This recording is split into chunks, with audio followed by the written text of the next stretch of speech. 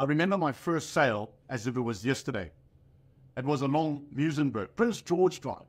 It was a warm and sunny day like any other day, and the Opal Corsa was just released. My mentor said to me, grab the courtesy car that he just received from Opal. Back then, it was just Opal. I jumped in the car, ran down to the house because someone had phoned me from the newspaper. And wow. The purchaser was a Mr. Muhammad. This was his name. And he was a person that traded with samosas. And when I arrived, let's just say that I was solicited by you friendly neighborhood community members.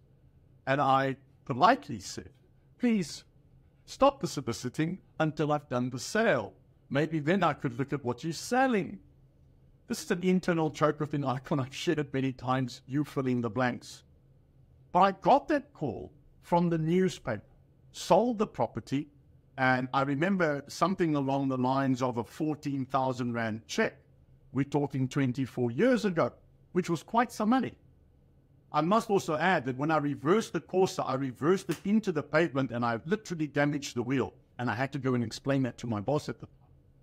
Fast forward 24 years later, people like yourself watch videos like this and they contact me to buy and sell. A very different picture.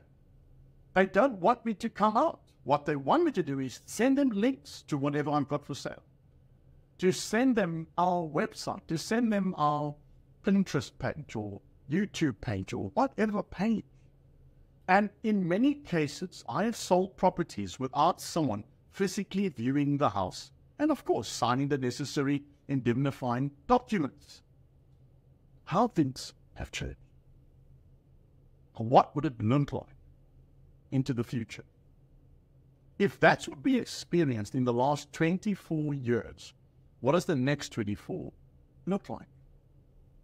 In my personal experience, I have gone through the era of the white pages, the yellow pages, the Cape Argus, the burger, the Metro burger that used to come on a Thursday.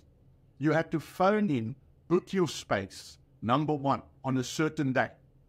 Number two, you then had to have your ad in a certain amount of words, in a certain format for them to place the ad. And oh boy, you didn't want to make a mistake. Because if you sent them your phone number, but there was one digit back to front, you lost an entire week of business.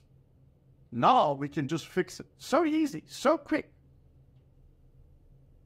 I want to ask you, as we talk about the evolution of real estate, the evolution of the sector, the evolution of South Africa in terms of real estate, what are your thoughts? What's some foresights that you perhaps would like to share? In a time that we are exploring the unknown, it's going to take the courageous to do so. My name is Gary Phelps, and I look forward to hearing from you as we're going to get into the nuts and bolts, dive deep into it, about what we think is going to change within real estate and how we should prepare ourselves for what we foresee to be